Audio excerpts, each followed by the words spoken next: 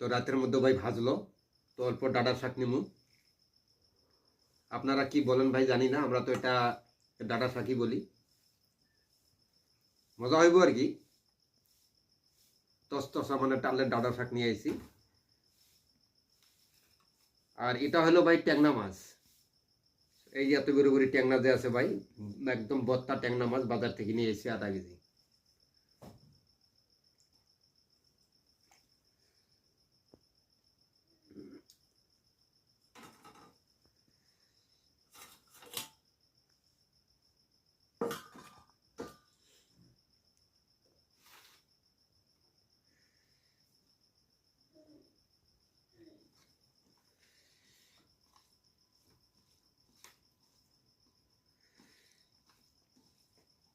বিসমিল্লাহির রহমানির রহিম।